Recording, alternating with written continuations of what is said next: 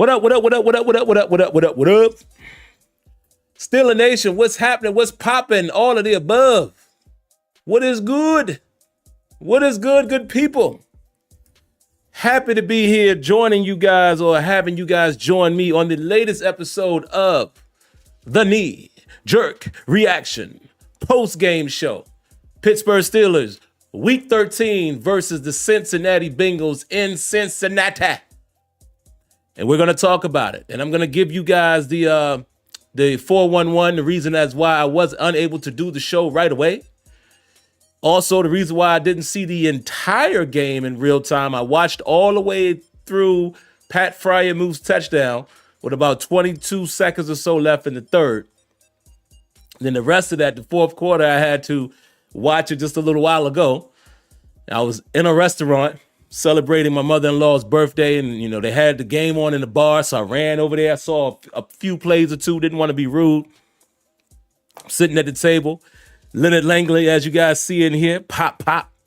My father-in-law there. We're sitting side by side at the table, and we're checking our phones. And one time, Leonard was at the bar watching the game. We trying to figure out what's going on, but like I said, guys, we didn't want to be rude guests. So I just rewatched the fourth quarter really quick and did not chronicleize any of that. So the information I'm going to give you guys here is basically what I had through the third quarter. But welcome, man. I appreciate all of you wonderful, lovely people joining me tonight, man. I'm going to try not to be too long. I still want to watch some Sunday Night Football, as well as I want to spend some time with my lovely wife tonight, man, as we are off tomorrow and kidless. So absolutely, man, I'm not going to be here too long. Hello, Miss Lanisha, the lovely Lanisha. And lovely ladies in the building. Thank you, Lanisha, for that, man. That is, for you guys that want to know, that's Leonard Langley's lovely wife, my wife's mother, and that's whose birthday we were celebrating, man. Wonderful birthday, wonderful person, man. So that's what we were doing. Now, let's get to it. I'm going to say hello to a few early commenters really quick, and then we're going to dive right in, man, because I want to get right into the information. My man, Y Diggy in the building. CT Pittman in the building. I already spoke to the lovely Lanisha in the building. Malvo does it in the building. Who else is in here? My good brother Kenyon in the building. As you have already heard me say, Leonard Langley is in the building. Barbara Bill 412. Who else is in here? Who else? Cutboy 4112. Mark Cunningham. What's up, Mark? Who else we got up in here? Hello, Sade. You ain't lying. And we're going to talk about that, Sade. But hello, Sade, another one of our lovely, faithful lady listeners, man, of Sim Nation. Sim Steeler Nation, if you want to say that. And my mind just got crossed there. I said Sim Nation. I'm thinking about SimFBallCritic as far as gaming. But no, Steeler Nation. Hello, Lanisha, as well as Sade again. Let's get to it, guys. Let's get right to it, man. I don't want to waste too much time. Let's see how many people we got up in here, man. I like to make sure I have a decent crowd before I start yipping and yapping. Let's see who all we got up in here really quick. But how's everybody been, man? How's everybody's night? I hope everybody's holiday was great. If you're still celebrating it and you still have a day off tomorrow or the rest of the week, congrats and shout outs to that. We got some Wonder Bread, man. Thank you to my good brother, Jamar Sanders. Round of applause for the Wonder Bread.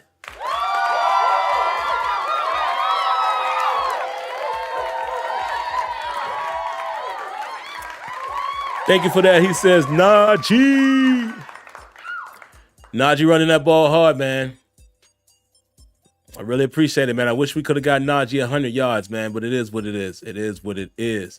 Where do I want to start? Y'all know where I always start. I usually want to talk about the first offensive series and first defensive possession, and then we go from there. And like I said, I got a lot to talk about, man. I do have an office visit.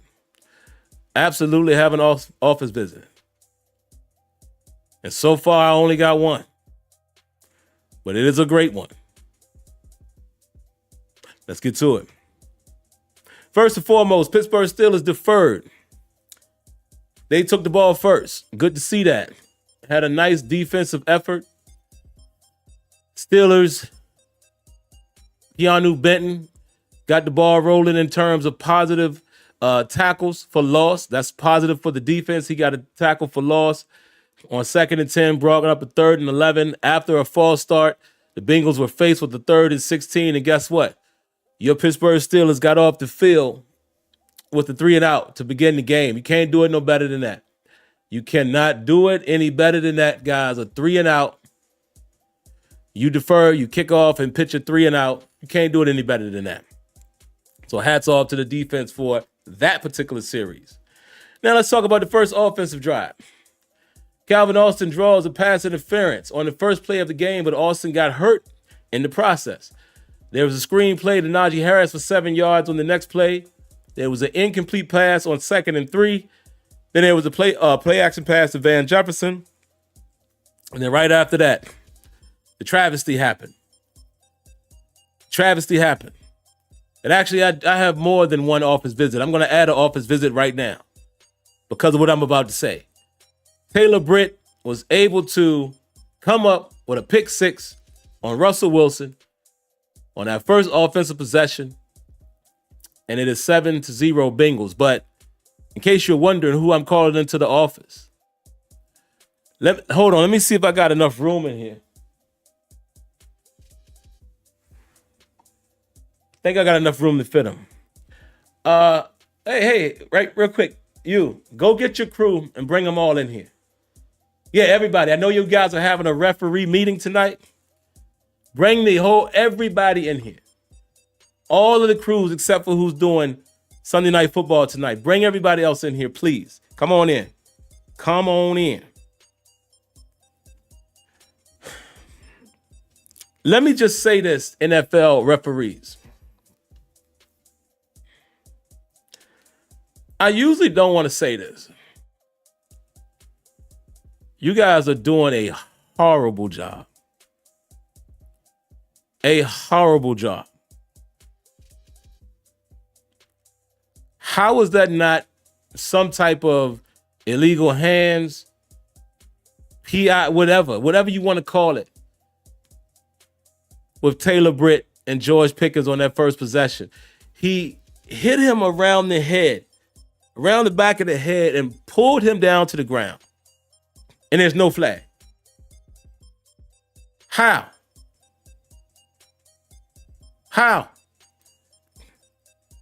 I need somebody to explain to me how that was not a penalty. Even your compadre in the booth said that should have been some type of penalty. This is ridiculous. Could have costed the Pittsburgh Steelers. Luckily it didn't, but it could have costed them. That was 7 free points that the offense didn't produce by the Bengals. Now, hey, I'm not mad at Taylor Britt for being scrappy or whatever. But, dog, when you be scrappy like that, you got to pay the consequences.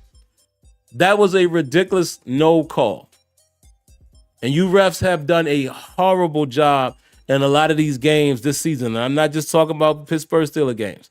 I'm talking about games across the league. I bet you we look tonight. If any of you guys are going to go watch football tonight, as I am, that's why I'm not going to hold you too long. I bet you we'll see a play in that we all will think is ridiculous and crazy. I guarantee it. I guarantee it will happen. So referees, y'all got to do a better job. I'm sick and tired of y'all. You guys are going to ruin the experience for us, the fans, watching these football games. Get it together. Thank you. So that is how it went, guys. Pittsburgh Steelers were down 7-0 very early. So I'm just going to give you my quick key moments as I wrote them. Again, my coverage was only through the third quarter because I had to leave for an engagement. I was only able to watch through Pat Fryermuth's touchdown with 20-something seconds left in the third. After that, I left the home. And I ended up watching the fourth quarter just a little while ago on the NFL, whatever they call it now, Game Pass, NFL Premium, whatever they call it. I watched the last, fourth quarter. So here we go.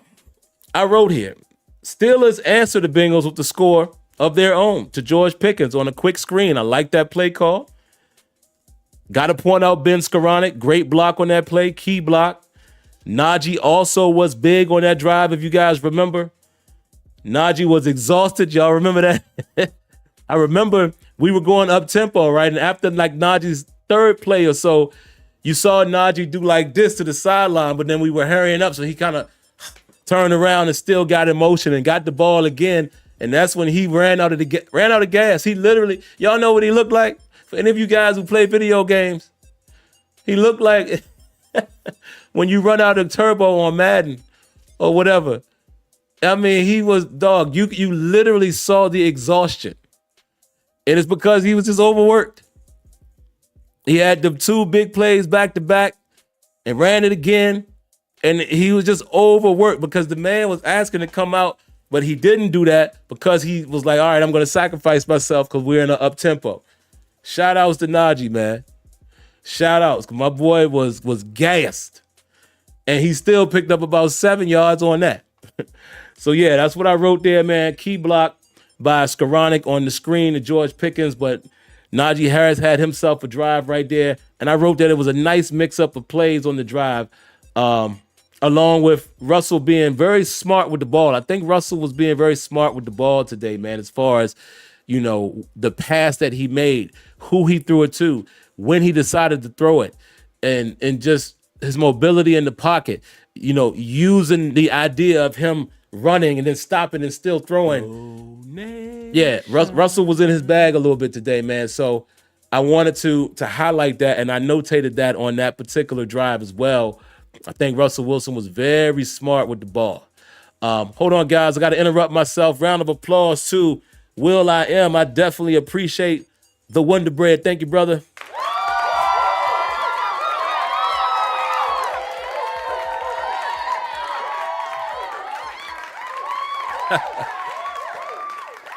Will says, before you even call his name, I'll do it for you. Call Joy Porter Jr. in the office.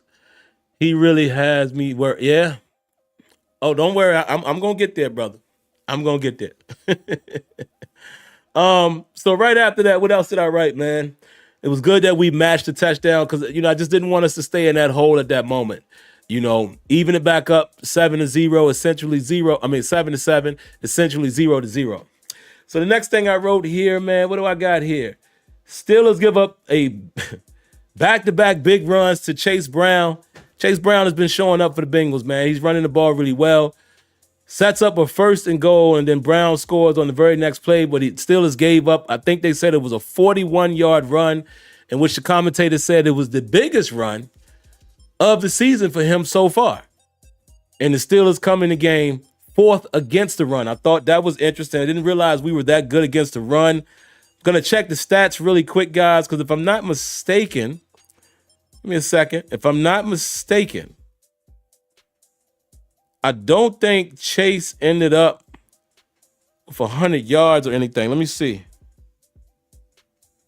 I don't think we surrendered a 100-yard rusher, but let me just double check. Let me see. Let's see. Bengals rushing. Yeah, 12 attempts, 1 touchdown, 70 yards. I can live with that. Gassed us early. We made some adjustments, apparently.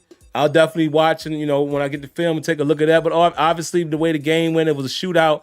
You know, the Bengals started to pass the ball as well, so that could have skewed the numbers a little bit. But again, we did kind of put a cap on the run and force them into passing situations along with our offense. But I did not like that, guys. Did not like the Steelers giving up those back-to-back explosive runs or positive runs. One of them absolutely being explosive, plus 20 yards.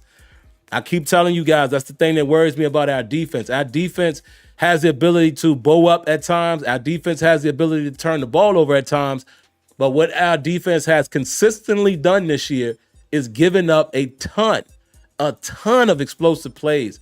And we got to stop doing that. We're going to get burned doing that, man, if we don't settle down. All right, so the next thing that I have notated here, guys, pretty long sequence here. I said Steelers answer with another score. Oh, hold on, did I miss something? Hold on. Yeah. Okay, the Chase Brown, and then he scored. And then I say Steelers score with another touchdown, a shot to Calvin Austin over Mike Hilton for a touchdown. At that point, it's 14-14. Steelers drive right back down the field. The Bengals drive right back down the field, aided by Joey Porter Jr. for penalties. There was a big hit by Cam on 1st and goal. That was a beautiful thing to see. My man, Big Cam. But it backed the Bengals up to the 5-yard line. Bengals did eventually score with the touchdown to Jamar Chase.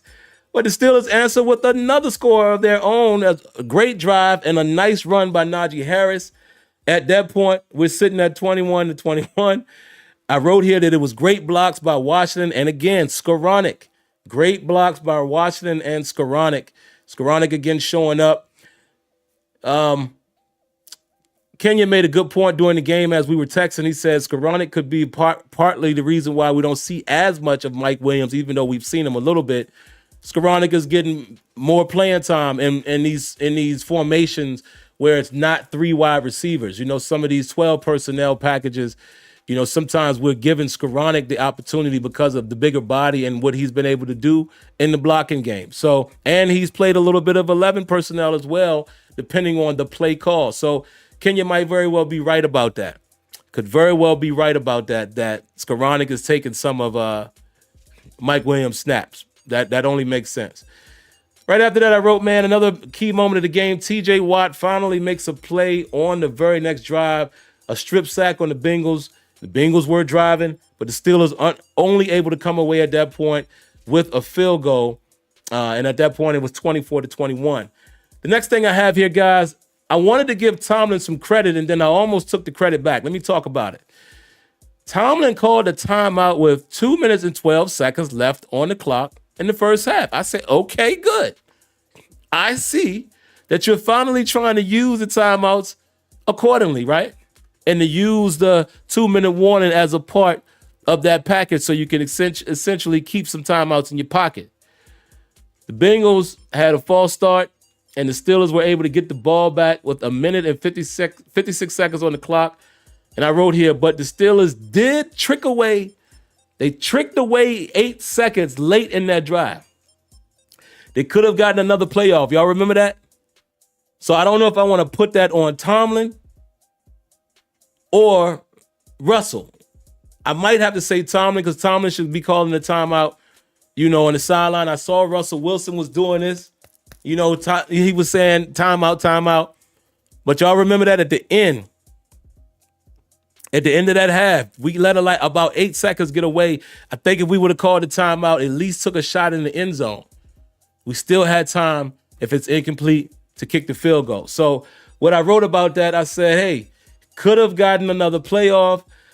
Much better clock management from Mike Tomlin, but I put this in caps, could have been much better had we not tricked away those 8 seconds. And I do agree with why Diggy there. I think that's probably more on Tomlin. Again, you get a moment where he did it right, did it correctly prior to the 2-minute warning, and I was giving him some credit, but then to see him waste those 8 or 9 seconds or so, did not like that. But needless to say, nevertheless, the Steelers ended up at that point 27-21 at the first half. Next, what I have here is Russell Wilson, man, was able to hit George Pickens with a deep shot for 30-plus yards on the first drive to start the second half. But George Pickens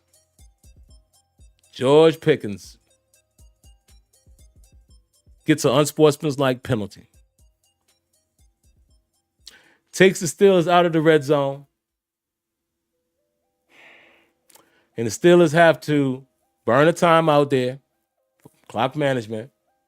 But the Steelers then also had to settle for a field goal instead of a potential touchdown, right? I say potential touchdown because we were in the red zone. And then that field goal gets blocked.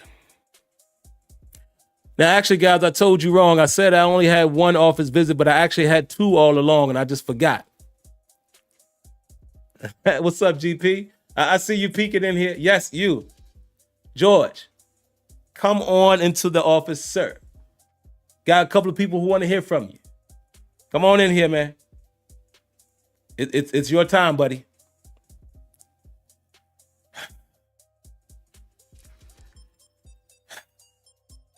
George Pickens Let me gather my thoughts here, because it's not a lot for me to think about here. It's very straight to the point. What is wrong with you, man? What's wrong with you here? Why can't you keep your head in the game? You know what it reminds me of, GP? You know, I happened to be in Philadelphia early this morning and yesterday. My young son, 11 years old, playing his AAU tournament, and they had an early game this morning, which made me smile. Chat, if y'all are listening as well. Made me smile because I knew I was going to be back home early enough to at least see most of the game, and I was. But it reminds me, George Pickens, of that. Sometimes when my son misses a shot, you know, he's all bent out of shape. He shows his emotion. And I've been constantly teaching him, hey, man, shake that off. Best shooters in the world missing, they keep shooting. He's starting to get it, right? He's starting to get it from when I first told him that up until now. Every now and then a little bit of emotion creeps out. Had a moment yesterday in the game when they was playing some real thorough players, you know, and they was being a little rough. He was roughing them back. Had a little moment where he got in his head a little bit and had a little chirping. And I had to reel him back in, reeled him back in fine. But my point is, my 11-year-old is taking in something that I have told him to do in terms of keeping his head. But yet, GP, you a grown man and you can't seem to do it. What is that about? Where your teammate, and this ain't the first time, by the way, if Still a Nation has been paying attention, we've seen on more than one occasion where your former teammate and current teammate, Broderick Jones, is the one who has to get in your head talking to you like, hey, man, da-da-da. And we've seen Broderick do some things too, right? But what I appreciate Broderick Jones for is Broderick Jones is taking that responsibility of being like, yo, let me reel in my dog. I love seeing that from Broderick Jones. Even though he has his own issues of his own, I love seeing him taking the responsibility to be like, hey, I'm going to talk to him. But why does it take that, George? Why? Come on, man. You are too talented. Right there, brother, you costed us a potential touchdown. We're in the red zone, deep in the red zone. Instead, we get backed up and then we forced to kick a field goal that gets blocked. Listen, whatever you guys do, whatever your personality is none of my business. But when your stuff starts showing up on field and starts to cost the team is when I got to pay attention, my brother. You did some stuff after the Cleveland game that you might get fined for. Like, it has to stop now. Because you know what you're doing. Also, GP, you're making your coach look bad, even though I don't understand why people feel like it's on the coach. This is a one individual doing this. The same way AB did it. And I don't care what anybody says, the coach is responsible for reeling you in, but you yourself has to be the one to decide to buy into that. You have to decide to buy into what the coach is trying to do for you. Why do people continue to say, I know why, they just hate, for whatever reason, the coach. Everything is not on the head coach. Would y'all stop with that? Personality, penalties, in my opinion, I still say that. Got to remember, we bring referees to training camp. It's up to these coaches to educate and teach. It's up to the players to execute. So what George Pickens got going on, man, ain't no coach on that staff can reel that in. He's going to have to do it. But George, I need you to do it because you're going to really cost this team in the worst way if you don't. Too talented for that, brother. And nobody, guess what, George? Before you walk out of the office, ain't nobody going to want to pay you. Ain't nobody dealing with that, brother. Get it together, man. Get it together. All right. That's all I got. Let's see. Next up, the Steelers give up a 31-yard strike on 3rd and 21. Terrell Austin calls a spot zone coverage, and they get beat. Steelers give up a field goal. The Steelers come right back down and score, however. So at that point, the game is 34-24 at the end of third. So that touchdown was the Pat Fryer move touchdown. So at that point, it was 34-24. And like I said, guys, that's all I was able to notate because all I was able to watch in real time was through the first 3 quarters.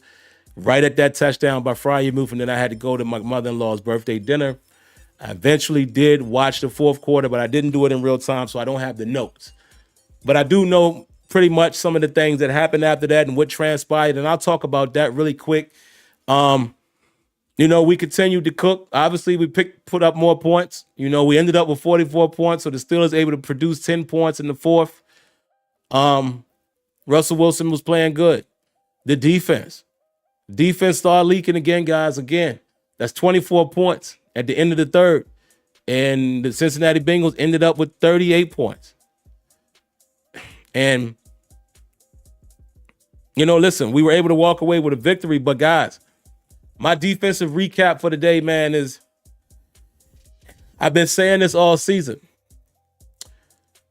This defense is a good defense in terms of coming up with a stop sometimes in key moments, producing splash. Both TJ Watt as well as Nick Herbig. Nick Herbig seeming to show up every time he's in the game. He's starting to make a play. He's starting to be like a Watt where eventually give him time, he's going to do something. The strip sack. But how timely was that, as well as TJ's? How timely was TJ Watt's strip sack when it just seemed like it was a tennis match, back and forth. I was like, okay, defense. I had just text Kenyon. Yo, the defense got to step up now.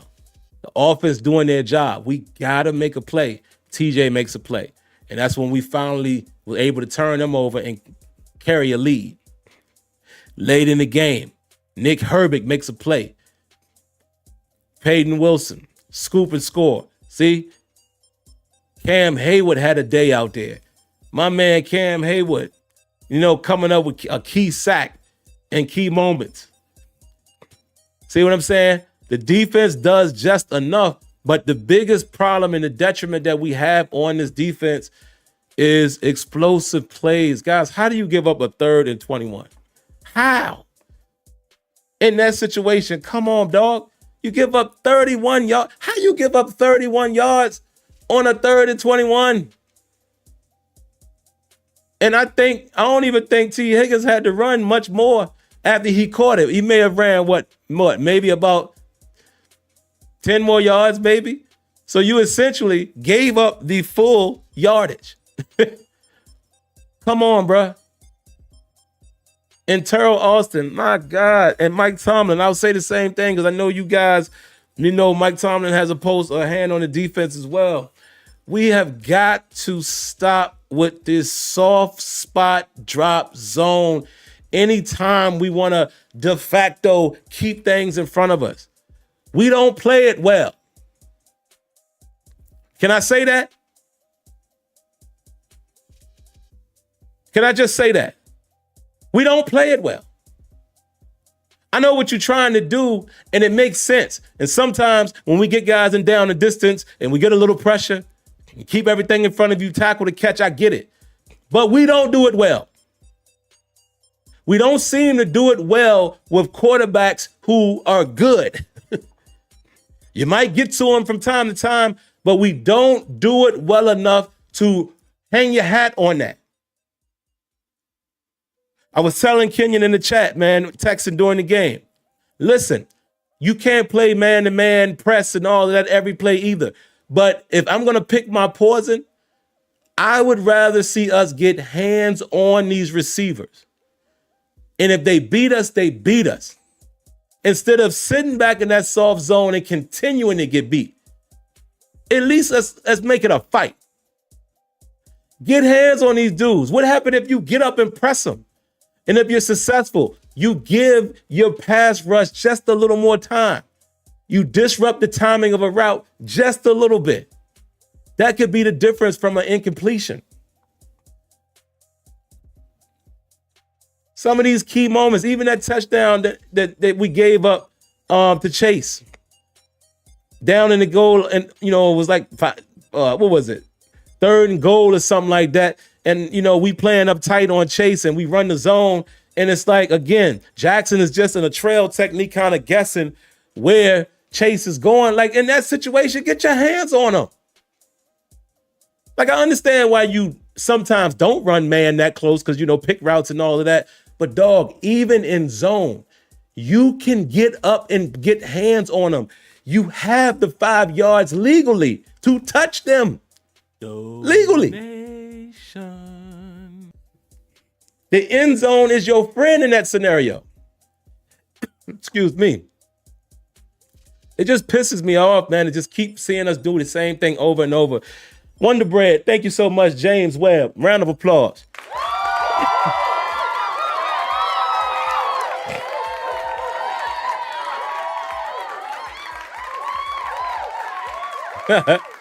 He says JPJ now has a reputation. He's got to stop. Yeah, man. It's bad. I'm about to get there. Yeah, man, I'm just tired of just sitting back and just getting beat. I'd rather see us try something different. It kills me, man, because we get beat so bad with that spot drop or just zone coverage. Like, that's the thing. It would be different if we were a great zone playing team. We don't really play it that well. And I know this is cliche, but we rely so much on the pressure. If we don't get any pressure, it's almost like we don't cover well. And get your hands on them, dog. I just rather see you get your hands on them. And if you beat us, you beat us. I'll shake your hand and we line up for the next play. So that's my takeaway defensively, man. It's just, my recap for the defense is just still leak against the run in the wrong times, man. We still give up an explosive run here and there. And I just explained the other part. I hate the way our corners play. And I'm not talking about just play. I'm talking about the design play of the loose coverage at times. Guys, it's killing me. Shout out to Brother Man. Appreciate the donation. Wonder Bread. Thank you, sir.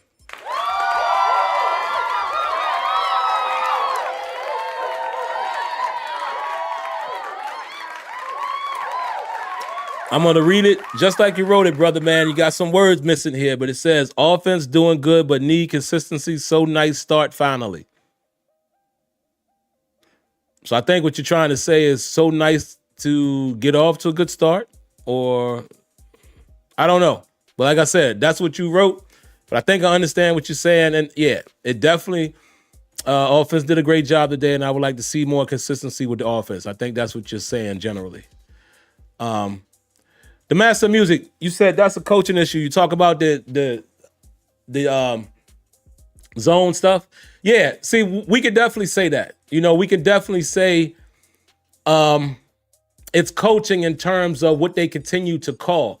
What I will say is this, though. I often wonder, do the Steelers ever feel like they have the dogs to just line up and play man more than not? Because remember, last year we played a lot of man. So that's where I do want to say, I don't think that Austin and Tomlin just live in zone, but I do think they got to get better from a coaching standpoint of what to call in key situations, right? So situational defense. That's what I'm saying. Because like I told you guys, I love what Mike Tomlin said earlier in the week about how many looks you have to throw at Joe Burrow and you have to do it for 4 quarters. I love that analogy or that preparedness. But it just seems like, guys, and honestly, man, when I comb through the tape, man, and I always say I'm going to do this, and then I get locked in looking at other things when I watch the 22. But what I want to try to pay attention to when I rewatch this game with so many points being put up on us, I do want to see how often we do go with the same type of coverage look and key moments? You know, is it just happenstance and coincidence that it happens to be zoned the way we see it? Or are there other times in the game where we run something different, a trap coverage or a disguise coverage or a match or a man, and other times that it was a key moment and we got off the field? So I do have to analyze it like that. I'm pretty sure guys like over at Steelers Depot has done something like that. Just so I know for sure, but it definitely just seems like every time we get burned, we're just sitting in that zone, man. You know what I'm saying? So, yeah, we got to see, man. We got to see.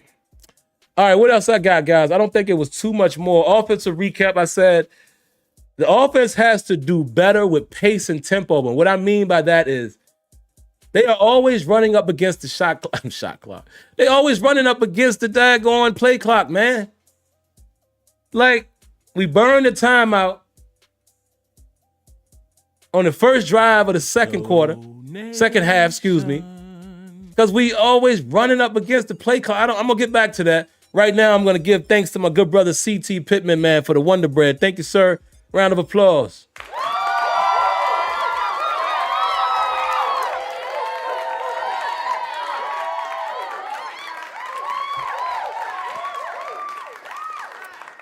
He says, we let Broderick work through his struggles.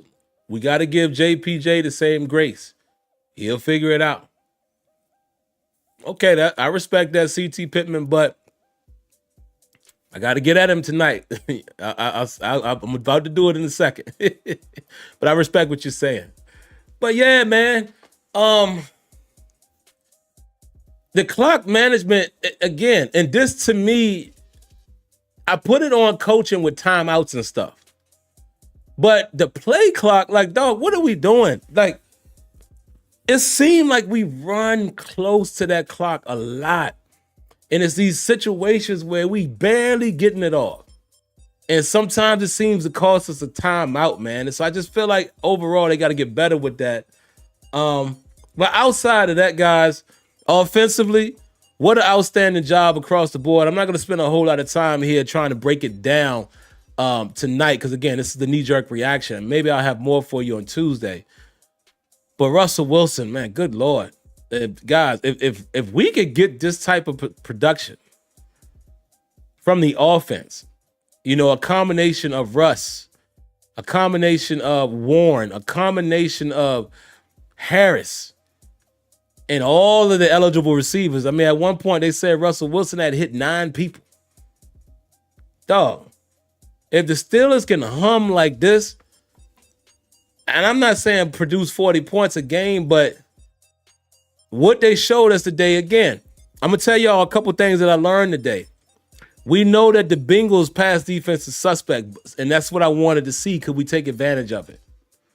That is a good sign because most of the time we're saying, man, this team can't run or this team can't do this or do that, and the Steelers can't. They're the worst at this, and the Steelers can't even take advantage. This time, we did exactly what we were supposed to do to a team that struggled defensively, particularly in the past game. This is a good sign because it shows me that the Steelers can potentially put up points. Now, when you play a different defense, yeah, it'll be different. But like I said, it's good to see us go crazy on a team that you should have been able to do that against because their past defense hasn't been great. Good to see that. But just to see that fluidity. Hey, Arthur Smith, mixing up the play calls, man. But my Arthur Smith, once again, I have a request, sir. Can we start running the football with Cordero Patterson out of that formation? You know the one. Because when you line him up back there and you run that personnel in the formation package that you're in, everybody knows that we're running the ball. Please stop. Please get rid of the uber predictable formations. Or if you're going to do it, keep doing what you were doing earlier in the season where you were running a lot of different things off of the same look. But I think Jaylen Warren needs a few more touches. Nothing against Cordero Patterson, but why is Cordero Patterson being the first one off the bench sometimes in these games behind Najee? And no disrespect for him. We all saw what he did in the Colts game. He had that nice drive, but dog, Jaylen Warren needs to be first off of the bench. Please stop putting Cordero Patterson in the backfield and running straight up the middle with him behind Najee. Please stop. That's all I'm saying. Other than that, I think you called a phenomenal game. So round of applause, man. I'm going to throw a round of applause to the offense as a whole.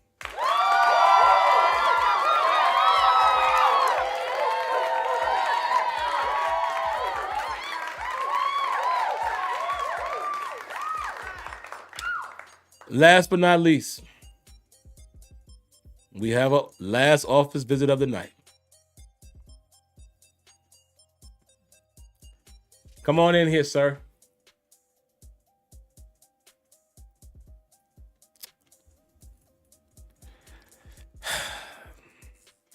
Joy Porter Jr.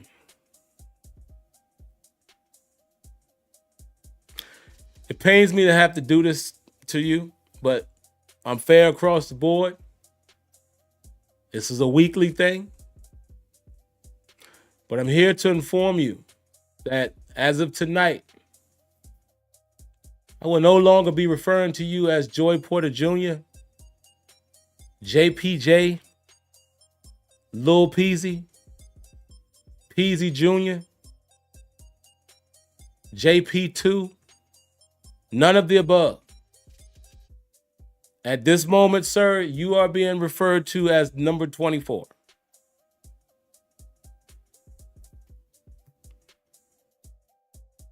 Now, I do agree with some of my good people here in the chat, and they said we got to give you your time to work through your problems. True. But, sir, here's the only issue I have. This was a problem in college. We knew it would be a problem in your rookie year. It's a worse problem now, sir. I didn't even think, I got to look in the history books, guys. I didn't think there was, has anybody ever had as many penalties as a DB as he had tonight in one game? What we doing?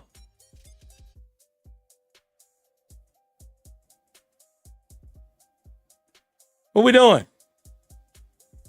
Now, I know some of you guys are going to say, oh, the refs got it up. No. No.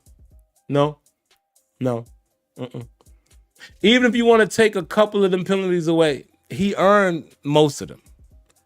This has been weekly. Weekly.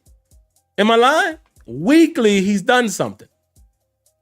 So like I said, if you feel in your heart that some of those penalties were referee induced, not all of them were, and you know it yourself. I don't think I've ever seen. Again, Mark says, "Nah, Sim." I don't think I've ever seen in football history, at least to my knowledge. Maybe we can check the stats.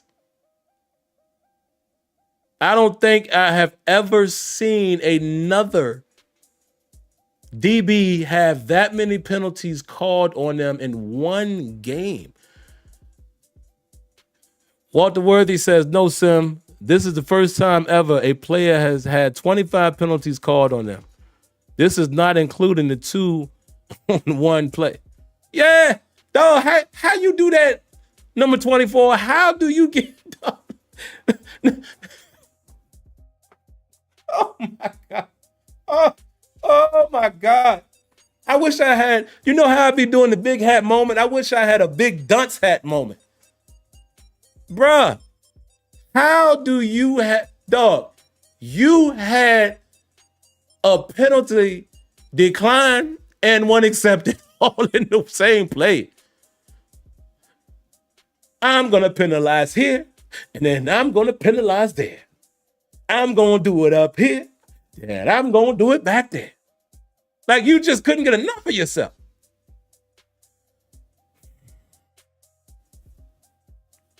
I know you young, but bruh, that's bad. That's bad Michael Jackson, brother.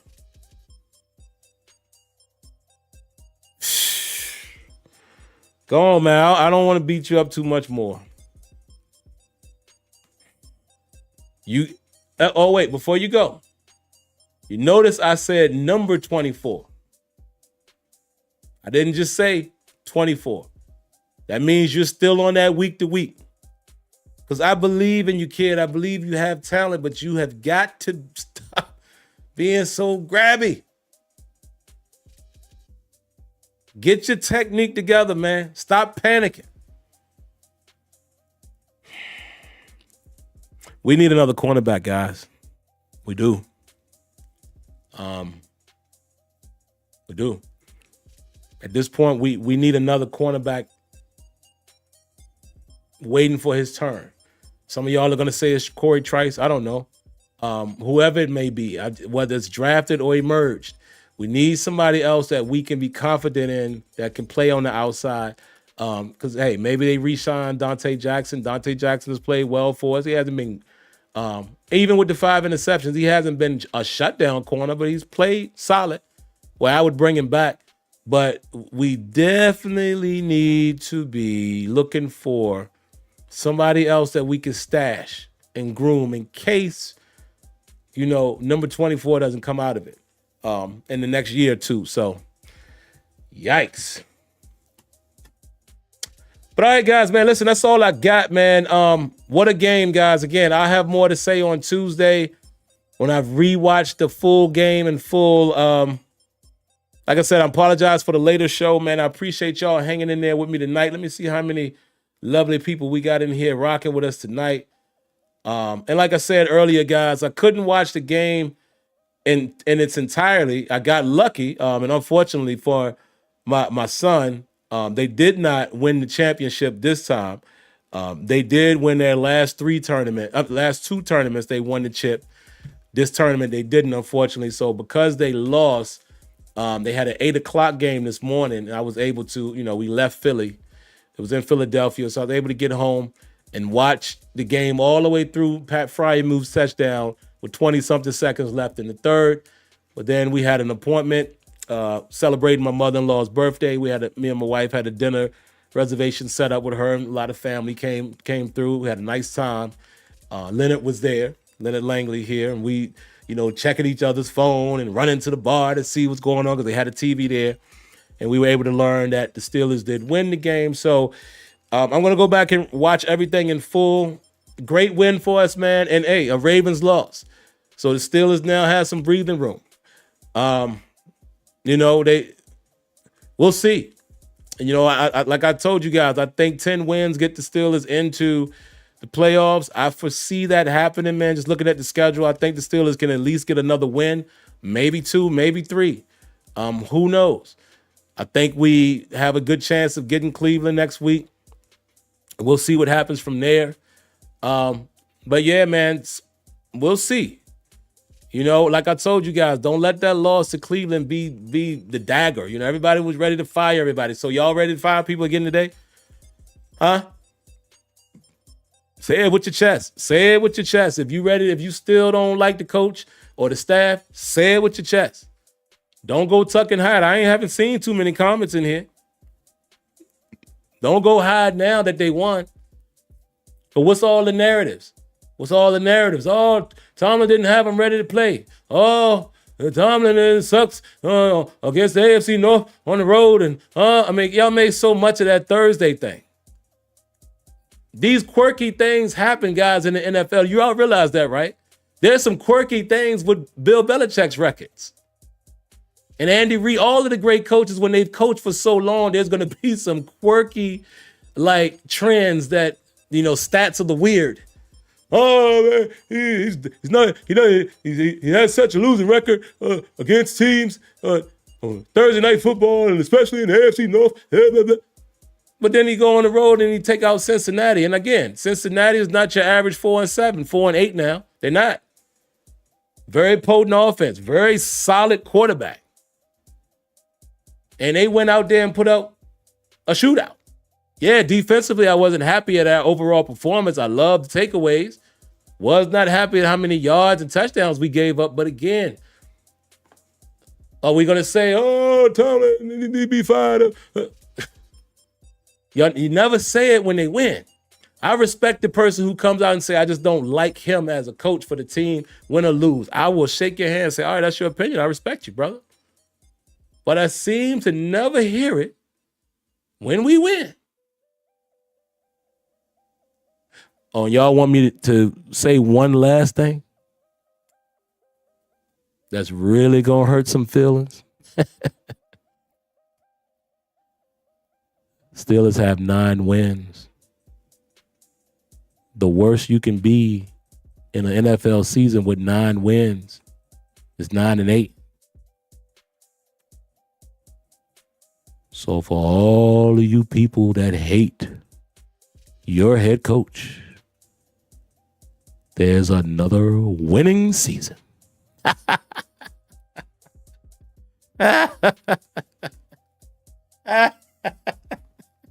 It's got to hurt, man, for those who just hate it.